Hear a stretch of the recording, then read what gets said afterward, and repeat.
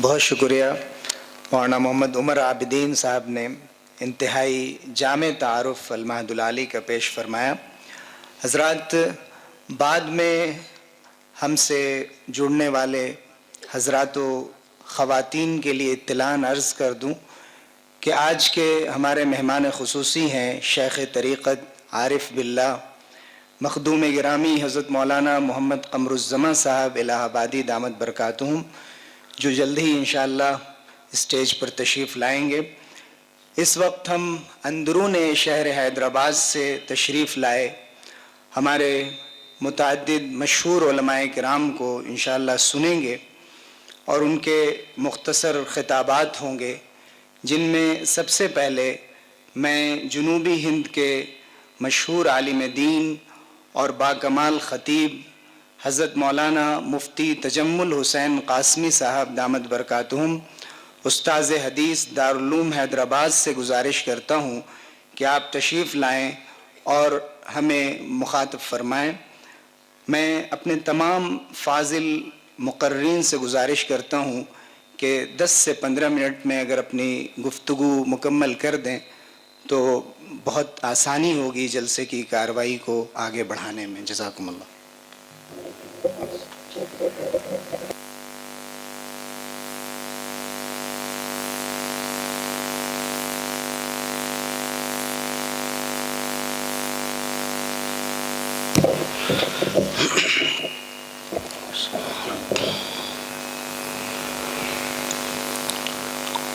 الحمد لوليه والصلاة على نبيه محمد وعلى آله وصحبه المتأدبين بآدابه، أما بعد، فقد قال الله تبارك وتعالى في كلامه المجيد: ثم جعلناك على شريعة من الأمر فاتبعها ولا تتبع أهواء الذين لا يعلمون إنهم لن يغنوا عنك من الله شيئا وإن الظالمين بعضهم أولياء بعض والله ولي المتقين۔ صدق الله العلي العظيم۔ شاہ نشین پر تشریف فرما حضرات اکابر علماء کرام، خصوصاً صدر جلسہ، بہت خوشی اور مسرت اور انبساط کا موقع ہے کہ المعہد العالی کے 19ویں سالانہ اجلاس میں حاضری کی سعادت نصیب ہو رہی ہے۔ میں خود ایک کم مائع علم، بے بضاعتی علم والا اپنے اندر کمی محسوس کرتا ہوں۔ جزائے خیر دے فقیہ العصر دامت برکاتہم العالیہ حضرت مولانا خالد سیف اللہ صاحب مدظ اللہ العالی نے یاد فرمائے، المعہد العالی ملک کے بافیض اداروں میں ایک اہم ادارہ ہے، دینی اور علمی، ثقافتی، مؤثر اور ٹھوس خدمات انجام دینے والا ادارہ۔ اللہ تعالیٰ اس کے فیض کو اور مزید عام اور تام فرمائے۔ موجودہ ملکی حالات کے پس منظر میں ہم علماء کرام جانشین نبی اکرم صلی اللہ علیہ وسلم کی یہ بھاری ذمہ داری ہوتی ہے کہ اللہ رب العزت کی لائی ہوئی نبی کے ذریعے شریعت کے استحکام میں خوب سے خوب آگے بڑھ کر دنیا انسانی کو بتانے کی ضرورت ہے کہ علم شریعت اور علم وحی تمام علوم میں بالا تر ہے۔ ہر دور میں عقل پرستوں کا غلبہ رہا ہے، اسی لیے امام بخاری رحمۃ اللہ علیہ نے عقل پرستوں کی تردید میں اپنی کتاب کو باب الوحی سے شروع فرمایا اور اس کو باب التوحید پر ختم فرمایا، کیونکہ علم کے حاصل کرنے کے ٹھوس 3 ذرائع ہیں۔ ایک ذریعہ علم حواس خمسہ ہے، اور دوسرا ذریعہ علم عقل ہے، اور تیسرا ذریعہ علم وحی ہے۔ اور یاد رکھنا چاہیے حواس خمسہ سے حاصل ہونے والے علم میں خطا ہو سکتی۔ آدمی ایک دیکھ لیتا ہے اور ضعف بصارت کی وجہ سے کوئی اور چیز سمجھ لیتا ہے۔ کبھی کبھی سننے میں بھی ضعف پیدا ہوتا ہے تو آدمی ایک بات کو کوئی دوسرے رخ میں سن لیتا ہے۔ کبھی آنکھ بھی خطا کرتی ہے۔ بسا اوقات آدمی ٹرین میں بیٹھا ہوتا ہے، بازو کی ٹرین چلتی ہے تو سمجھتا ہے کہ ہماری ٹرین نکل رہی۔ کبھی آنکھ خطا کر جاتی ہے۔ موسم گرما میں ڈرائیونگ کرنے والے جانتے ہیں، کبھی کبھار سراب جب اٹھتا ہے، دھوپ کی وجہ سے جو حدت جو ہے نکلتی ہے تو آدمی اس کو پانی سمجھتا ہے۔ کسراب بقاعۃ یحسبہ الظمآن ماء کی جو ہے شکل ہو جاتی۔ کبھی آدمی کو شدت زکام ہوتا ہے تو پھر خوشبو اور بدبو کا اس کو احساس بھی نہیں ہوتا، اور کبھی کبھار بخار کی حرارت بڑھ جاتی ہے تو ہر چیز خواہ وہ معقول ہو یا مشروب ہو کڑوی نظر آتی۔ تو معلوم یہ ہوا حواس خمسہ سے حاصل ہونے والے علم میں نقص ہے، اس کے اندر خطا اور چوک ہوتی ہے۔ اور دوسرا جو علم ہے وہ عقل ہے۔ آج بہت سے لوگ عقل کو بنیاد بنا کر فیصلے کرتے ہیں، اور خود جہمیہ عقل پرستی کی جو ہے وہ شکار ہو گئے، یہاں تک کہ اللہ تعالیٰ کی رویت کا انکار کر بیٹھے، اور انسانوں کے وزن اعمال کا بھی انکار کر بیٹھے۔ اس لیے امام بخاری رحمۃ اللہ علیہ نے اپنی کتاب کے آخر میں جہمیہ کی تردید اور اس کا رد فرمایا۔ تو عقل یہ بنیاد نہیں ہو سکتی، کیونکہ خالق کائنات نے ساری مخلوقات کو بنایا، اگرچہ کہ انسان کو اشرف المخلوقات بنایا، اس کے باوجود اس میں بڑے نقص ہیں، بڑی خامی ہے، اور اس کے اندر بہت سی کمیاں ہیں اور کمزوریاں ہیں۔ اس لیے آپ دیکھ رہے ہیں موجودہ زمانے میں عقل پرستوں نے بہت سے اصول اس وقت لاگو کیے۔ حجاب کا مسئلہ ہو، اور آپ کے یکساں سول کوڈ کے نفاذ کا مسئلہ ہو، طلاق ثلاثہ کا مسئلہ ہو، ان سب کی جو بنیاد ہے وہ عقل ہے۔ عقل پرستوں نے یہاں تک بھی کہہ دیا کامیاب نکاح وہ ہے جہاں عورت اپنے شوہر کے مزاج کو پہچان کر چلے۔ تو بچپن میں بھائی بہن کے مزاج سے واقف ہے، بہن بھائی کے مزاج سے واقف ہے، لہذا نکاح بہن سے کرنا جائز ہے، یہاں تک کہہ دیا۔ حالانکہ دوسرا عقلی زاویہ یہ بھی ہے کہ جو اتنی خرابت داری ہوتی ہے تو جنسی خواہش بھی نہیں ہوتی، نہ اس کا میلان ہوتا۔ تو آج موجودہ زمانے مغربی دنیا میں دنیا بھر کے پڑھے لکھے قانون دان جمع ہوئے، اور انہوں نے یہ کہا کہ صاحب مرد کا نکاح مرد ہی سے کیوں، عورت کا نکاح مرد ہی سے کیوں؟ یہ کیوں نہیں ہو سکتا کہ مرد مرد سے نکاح کرے، عورت عورت سے نکاح کرے؟ تالیوں کی گونج میں بل پاس ہو گئے۔ تو یہ سارا کا سارا معاملہ وحی الہی سے ہٹ کر ہے۔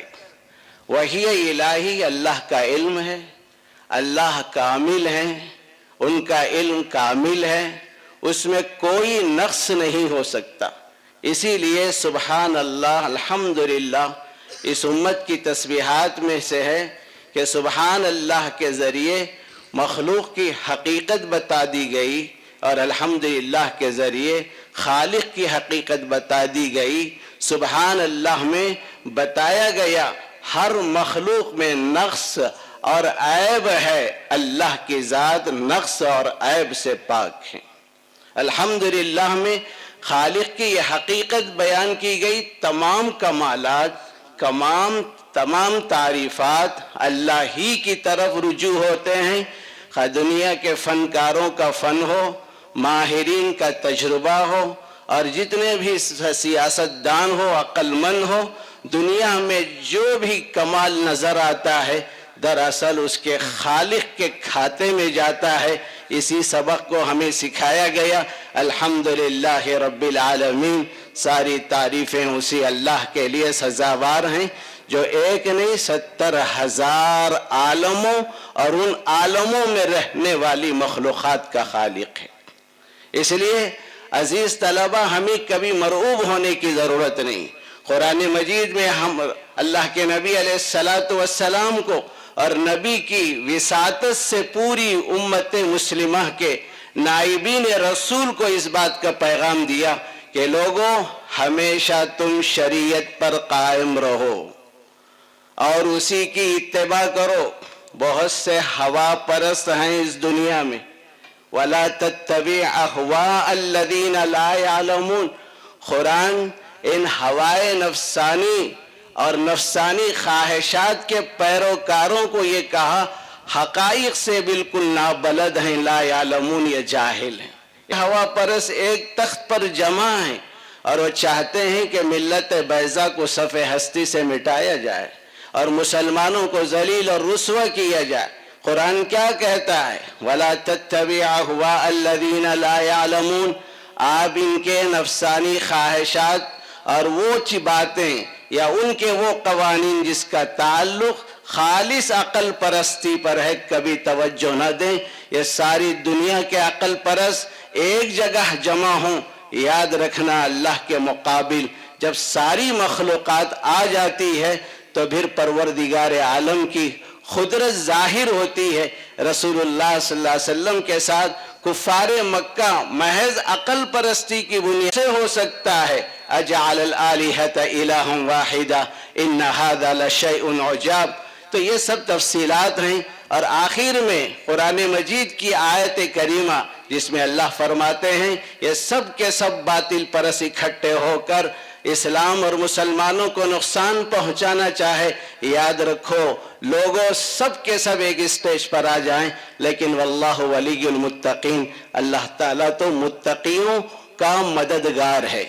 یہاں ولی المومنین نہیں کہا، معلوم یہ ہوا جب باطل طاقتیں تیزی کے ساتھ ابھرتی ہیں اور اسلام کو کچلنے کے لیے، تو ایسے وقت میں صرف ایمان کافی نہیں ہے بلکہ تقوی کا وہ معیار اپنے اندرون میں پیدا کرنا ضروری ہے جس پر اللہ کی مدد کا وعدہ ہے۔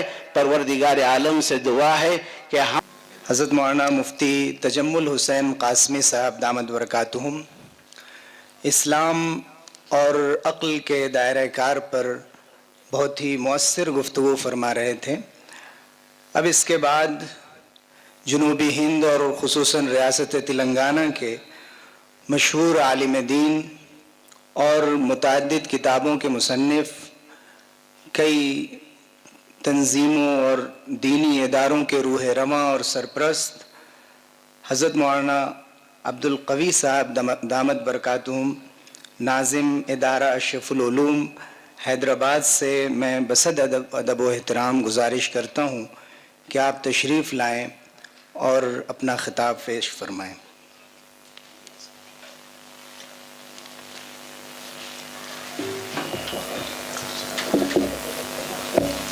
بسم اللہ الرحمن الرحیم، نحمدہ ونصلی ونسلم علی رسولنا الکریم، اما بعد۔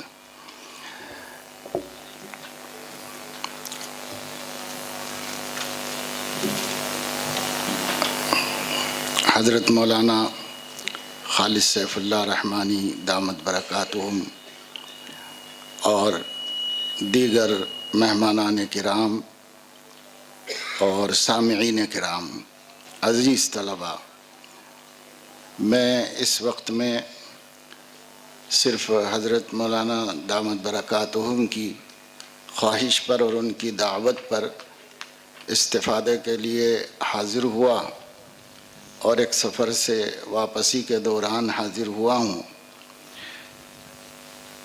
اللہ تبارک و تعالی شانہ نے جس بندے کے لیے جس کام کو مقدر فرما دیا ہے، اپنے کرم سے اس کام کو لے لینا اس دنیا کے اندر ہر طرف ہمیں نظر آتا ہے۔ بہت عرصہ یعنی 20 سال پہلے جب اس ادارے کا قیام عمل میں آیا تھا، ہمارے محلہ اکبر باغ میں کرائے کے ایک مختصر سے مکان میں، اس وقت سے ہی حضرت مولانا دامت برکاتہم اپنے عظیم مقاصد اور عزائم کے ساتھ اس ادارے کو پروان چڑھا رہے ہیں۔ اللہ تعالیٰ کا فضل شامل حال ہے۔ ہم نے وہاں بھی المعہد العالی کو دیکھا اور یہاں بھی آج اس شان کے ساتھ المعہد العالی کو دیکھ رہے ہیں، اور کام دن بدن اضافہ ہوتا چلا جا رہا ہے۔ مولانا عمر عابدین صاحب زید مجدہ و رشدہ، یہ انہوں نے جو تفصیل کے ساتھ اس کا تعارف کرایا ہے وہ چشم کشا ہے اور متاثر کن ہے، اور اس پر میرے دل میں یہی آیا، ذالک فضل اللہ یؤتیہ من یشاء واللہ ذو الفضل العظیم۔ حاضرین کرام، اسلام ابدی اور آفاقی دین ہے اور اسے قیامت تک رہنا ہے، ہر علاقے کے لیے ہے، ہر زمانے کے لیے ہے۔ اس لیے اس دین کی حفاظت کی ذمہ داری ختم نبوت کی برکت سے ہر دور کے علماء کے شانوں پر رکھی گئی ہے۔ علماء کرام ہر زمانے میں اس دین کی حفاظت کرتے چلے آئے ہیں۔ مدارس دینیہ ہندوستان میں اسی عظیم مقصد کے لیے قائم کیے جاتے ہیں، لیکن اس دور میں عام طور سے فارغ ہونے والے طلباء کی ایک بڑی تعداد دین اسلام کی داعی ہوتی ہے، اور ہمارے ملک کے رواج کے مطابق صرف مسلمانوں میں دعوت اور ان کے دین کی حفاظت، ایمان کی حفاظت کا کام کرتی ہے۔ اس کی وجہ یہ ہے کہ بہت سی صلاحیتوں کی ضرورت ہوتی ہے بہت سے میدانوں میں کام کرنے کے واسطے۔ ہر زمانے کے تقاضے الگ الگ ہیں، ہر زمانے کے مسائل الگ الگ ہیں۔ زمانہ بدلتا ہے، حالات بدلتے ہیں، علاقے بدلتے ہیں، تو پھر تقاضے بھی بدلتے چلے جاتے ہیں۔ اس لیے تقاضوں کی طرف دھیان کرنا بہت زیادہ ضروری ہے۔ ہمارے بزرگ عالم دین فقیہ العصر حضرت مولانا خالد سیف اللہ رحمانی دامت برکاتہم یہاں موجود ہیں۔ ان کے سامنے تعریف کرنا مقصد نہیں ہے، بلکہ اس حقیقت کا اعتراف مقصود ہے کہ اللہ پاک نے ان کو جو ذہن رسا عطا فرمایا ہے، جو فکر عطا فرمائی ہے، اور جو سوز درو عطا فرمایا ہے، اور الحمدللہ اہل اللہ اور بزرگان دین سے بہت گہرا اور قلبی تعلق عطا فرمایا ہے، ان سب چیزوں کے مجموعے سے معہد العالی الاسلامی اپنی سرگرمیاں انجام دے رہا ہے، اور یہ اسی کی برکت ہے کہ اتنے طلباء یہاں سے فارغ ہو چکے ہیں اور ہر میدان کے لیے تیار کیے گئے ہیں۔ علماء بہت کم ہیں، حالات کے اعتبار سے فارغ التحصیل فضلاء، تو ہم کہہ سکتے ہیں کہ فضلاء کی تعداد کی کمی نہیں ہے۔ اب تو ہم دیکھ رہے ہیں کہ ابتدائی کام کرنے کے زمانے میں ہم نے ضلعوں کے اندر ہماری ریاست کے 2، 3، 4، 5 علماء گنتے تھے، اب ہر ضلع کے اندر سینکڑوں علماء موجود ہیں، 100، 200 تو کم سے کم علماء موجود ہیں۔ اور اتنے علماء ہونے کے باوجود ہم یہ دیکھ رہے ہیں کہ حقیقی معنوں میں اس امت کے وقت کے زمانے کے تقاضوں کے مطابق اسلام کی دعوت اور اسلام کی دفاع کا کام کم ہو رہا ہے۔ اس وجہ سے ضرورت اس بات کی تھی کہ ایک ایسا ادارہ بھی قائم ہو جس ادارے میں فارغ التحصیل علماء کرام میں سے ذہین اور کام کرنے کے قابل علماء کا انتخاب کر کے انہیں متخصص بنایا جائے اور ان کے اندر زمانے کی ضرورت کے مطابق آنے کے قابل بنایا جائے، اور یہی وقت کی سب سے بڑی اور اہم ضرورت ہے۔ آج اسلام میں امن میں دیکھ رہے ہیں اور نہ اسلام کو امن میں دیکھ رہے ہیں، حالات بد سے بدتر ہوتے جا رہے ہیں، اگرچہ کہ اللہ کی ذات سے مایوسی نہیں ہے، امید یہی ہے کہ یہ حالات میں سے بھی اللہ رب العزت اسلام کی سربلندی اور مسلمانوں کی کامیابی کے راستے نکالیں گے۔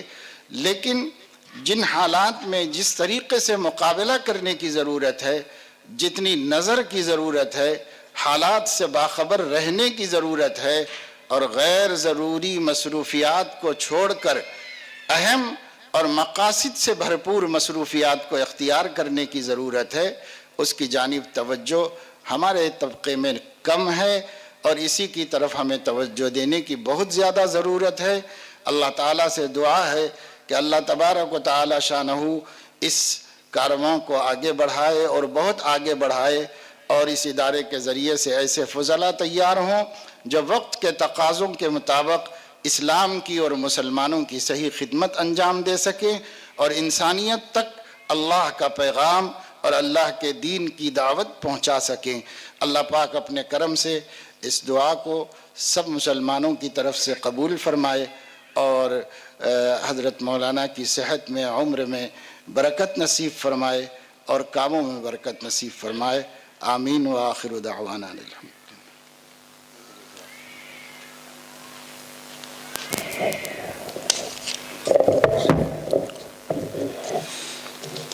اب اس کے بعد میں ادب و احترام حضرت مولانا مفتی ڈاکٹر محمد فہیم اختر ندوی صاحب دامت برکاتہم، صدر شعبہ اسلامیات مولانا آزاد نیشنل اردو یونیورسٹی حیدرآباد سے گزارش کرتا ہوں کہ آپ تشریف لائیں اور اظہار خیال فرمائیں۔ مولانا ایک فہیم عالم دین اور ایک دانشور، متعدد کتابوں کے مصنف ہیں، دینی جامعہ وصل ہے۔ مولانا سے گزارش ہے کہ تشریف لائیں اور اظہار خیال فرمائیں۔ سیدنا محمد وعلى آلہ وصحبہ اجمعین ومن تبعہم بإحسان ودعا بدعوتہم الى یوم الدین۔ مخدوم گرامی حضرت مولانا خالد سیف اللہ رحمانی صاحب، شہ نشین میں تشریف فرما محترم علماء کرام، مہمانان گرامی اور عزیز طلباء اور حاضرین، یہ خود میرے لیے مسرت اور خوشی کی بات ہے کہ المعہد العالی الاسلامی کے اس اجلاس میں مجھے شرکت کا موقع ملا، گو کہ یہ ادارہ میں بھی اس کا ایک فرد اپنے کو محسوس کرتا ہوں اور اس سے بہت متاثر بھی ہوں۔ یہ شرکت میرے لیے استفادے کا باعث بھی ہے اور تعلق کی تجدید کا ایک موقع بھی۔ میرے دوست فاضل گرامی حضرت مولانا عمر عابدین صاحب قاسمی مدنی نے اس ادارے کے تعارف اور اس کی خدمات کے تعلق سے جو باتیں پیش کی، میں وہ سن رہا تھا اور یہ احساس میرے دل میں پیدا ہو رہا تھا کہ اور جگہوں پر ادارے کی خدمات کو الفاظ کے سانچوں میں ڈھال کر بڑا بنا کر پیش کرنے کی کوشش بھی کی جاتی ہے، لیکن یہاں کی جو خدمات ہیں، شاید وہ الفاظ جو ہمارے برادر گرامی پیش کر رہے تھے وہ پوری حقیقت کی عکاسی اور نمائندگی نہیں کر پا رہے تھے۔ یہ ادارہ منفرد قسم کا ادارہ ہے۔ ہم آپ سب واقف ہیں کہ یہاں عام تعلیم نہیں ہوتی، فارغین مدارس یہاں آ کر اختصاص کی تعلیم حاصل کرتے ہیں، تحقیق کی صلاحیت پیدا کرتے ہیں اور مختلف میدانوں کے ماہرین بن کر یہاں سے نکل رہے ہیں۔ اس ادارے کی سربراہی جو شخصیت کر رہی ہے، انہوں نے اس ملک کے اندر اپنے کاموں اور اپنی خدمات کے ذریعے جو شناخت بنائی ہے، یہ دونوں باتیں اس ادارے کو ممتاز کرتی ہیں۔ میں اشارہ کرنا چاہوں گا کہ حضرت مولانا خالد سیف اللہ رحمانی صاحب مدظ اللہ العالی کو اللہ رب العالمین نے یہ توفیق بخشی ہے کہ اس وقت جو سوالات ملک کے اندر اٹھتے ہیں مسلمانوں کے اور اسلام کے حوالے سے، ان پر مستند طریقے پر تحقیقی تحریر اور جواب آپ کے قلم سے اللہ تعالیٰ مہیا فرماتا ہے، اور ایسے بیشتر موضوعات پر آپ کی تحریریں موجود ہیں۔ دوسرا یہ کہ اس ادارے میں کافی قریب سے میں نے بھی اس بات کو محسوس کیا کہ اگرچہ یہ ادارہ فارغین کی اختصاص اور ریسرچ کے میدان میں تربیت کے لیے وجود میں آیا ہے، لیکن اس کے ساتھ ساتھ اس ادارے کے نصابی ضروریات میں بار بار اور موقع سے تبدیلی آتی رہتی ہے۔ جس وقت جس چیز کی ضرورت پیش آتی ہے، وہ باتیں، وہ کورسز، وہ نصابی مواد اس ادارے میں شامل کیے جاتے رہے ہیں۔ مجھے یاد ہے کہ کچھ عرصہ پہلے حضرت مولانا دامت برکاتہم نے تاریخ کے موضوع پر خود ہماری یونیورسٹی کے ساتھ بات کر کے، وہاں کے بعض اساتذہ کے ساتھ، دوسرے ماہرین کے ساتھ اس بات کی کوشش کی تھی، ایک کورس بھی، ایک یہاں پر میٹنگ بھی رکھی تھی کہ تاریخ کے مواد کو کس طرح ہمارے ان فضلاء کو ان کی تعلیم کے نصاب میں شامل کیا جائے، ہندوستان کی تاریخ کو۔ اسلامک فائنانس پر بات آئی، دوسری زبانوں کے تعلق سے جو باتیں آپ کے سامنے آئی وہ اس سے آپ واقف ہوئے۔ یہ دو باتیں کہ زمانے کی ضروریات کے مطابق کورس کے اندر چیزیں شامل کی جائیں، نئی نئی چیزیں اختیار کی جائیں، یہ ایک قابل تقلید نمونہ ہے۔ اور جو پہلی بات میں نے عرض کی حضرت کے حوالے سے، ان دونوں باتوں کی بنیاد پر میں یہ سمجھتا ہوں کہ المعہد العالی الاسلامی جس نے 20 سال کا عرصہ پورا کیا ہے، اور اب جو ہمارے سامنے یہ باغ و بہار، یہ پرفضا چمن، یہ خوشگوار اور پربہار ماحول، یہ سب پود آپ ہی کی لگائی ہوئی ہے۔ یہ ادارہ ایک نمونہ ہے، اور اس نہج پر ملک کے مختلف حصوں میں اور ادارے قائم ہونے چاہیے۔ میرے ذہن میں ایک بات آتی ہے کہ اس ادارے کو اپنی اس شناخت کی وجہ سے اور اپنے اس لیول اور درجے کی وجہ سے کچھ نیشنل اور انٹرنیشنل اداروں کے ساتھ ہونا چاہیے۔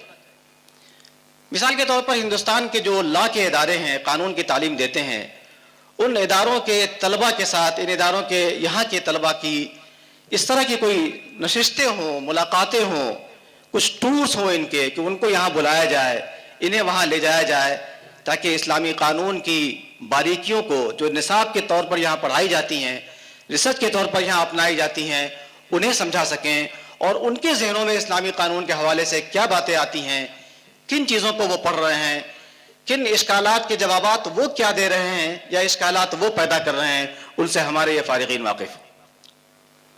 اسی طرح اس ادارے کے نکلنے والے فضلاء، ان کی وہ شناخت بنے کہ اس ادارے کے فارغین کو انٹرنیشنل یونیورسٹیز میں اعلیٰ تعلیم و تحقیق کے اندر داخلہ فوری طور پر مل سکے، سیدھے ریسرچ کے اندر وہ جا سکیں۔ اور یہ چیز کوئی مشکل نہیں ہے، جو اس ادارے کا کام اور شناخت ہے، یہ بات ہو سکتی ہے۔ ایسے ہی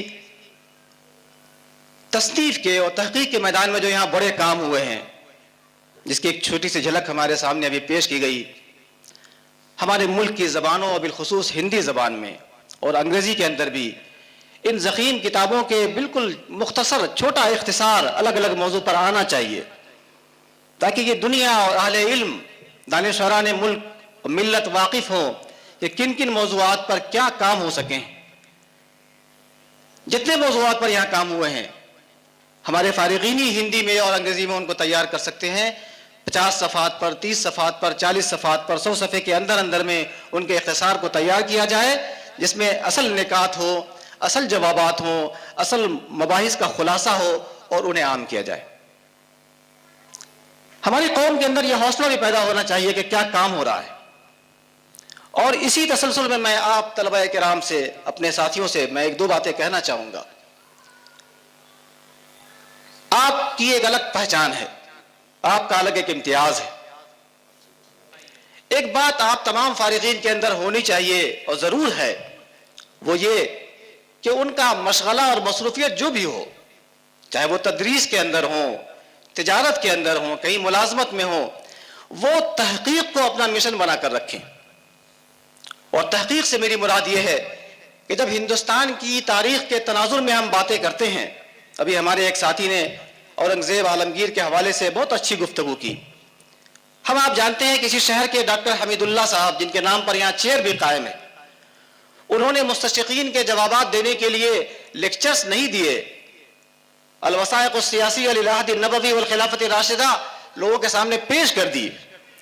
اورنگزیب عالمگیر رحمۃ اللہ علیہ نے یا ٹیپو سلطان نے یا دیگر ہمارے حکمرانوں نے کیا ڈاکومنٹس کی بنیاد پر کیا سلوک رکھا، کیا انہوں نے تعاون کیے ہیں دوسروں کے ساتھ، کیا ان کا موقف رہا ہے، ان سارے دستاویزات کو حاصل کیے جائیں، ان کے فوٹو لیے جائیں اور سنجیدہ اسلوب میں مختصر طور پر علاقائی زبانوں میں ان کو پیش کیا جائے.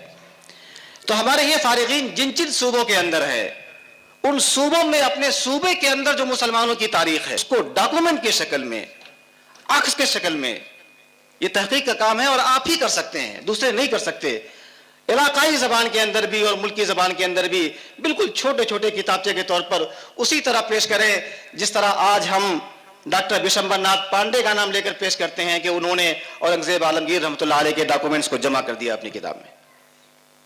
ہر صوبے کے اندر اس کام کو کرنے کی ضرورت ہے. تو آپ کا پیشہ جو بھی ہو، مشغولیت جو بھی ہو، اس کام کو ایک مشن بنا لیں اور اپنے علاقے کی تاریخ، جو مسلمانوں کی تاریخ یہاں کی ہے، جس نے ملک کو ترقی کی راہوں پر گامزن کیا ہے، جس نے ملک کو بہت کچھ دیا ہے، اور جس تاریخ کو مٹانے اور بدلنے اور کامیاب ہو جائیں گے، اس تناظر میں ضروری ہے کہ ہم اس کام کو انجام دیں. دوسری بات اپنے فارغین سے اپنے دل کی بات یہ عرض کرنا چاہوں گا، وہ یہ کہ اس وقت حضرت مولانا عبد القوی صاحب نے ابھی جن باتوں کی جانب اشارہ فرمایا کہ جتنے اعتراضات ہو رہے ہیں، قرآن کریم میں اللہ رب العالمین نے ہمیں حکم نہیں دیا، نے دلائل دیے ہیں، بحثیں کی ہیں اللہ نے، اور ہمیں یہ اسلوب سکھایا گیا ہے، امت کتاب اور امت علم ہے. اقرأ باسم ربک الذی خلق ہمارا دینی تعلیم میں بھی تحقیق کے اونچے معیار سے جڑے ہوئے ہیں. آپ اس اعلیٰ طبقے سے تعلق رکھتے ہیں کہ آپ اس کام کو انجام دے سکتے ہیں، اور ان کے دو مقاصد ہیں، اور افسوس کی بات ہے کہ اپنے مقاصد میں وہ کامیاب ہوتے جا رہے ہیں. ایک تو یہ کہ ہمیں ڈی مورلائز کر دیا جائے، حوصلوں کو پست کر دیا جائے کہ ہم ان کاموں کو کرنے سے بیٹھ جائیں. دوسرا یہ کہ ہمارا جو عقیدہ ہے، اللہ رب العالمین جو سارے بندوں کا خالق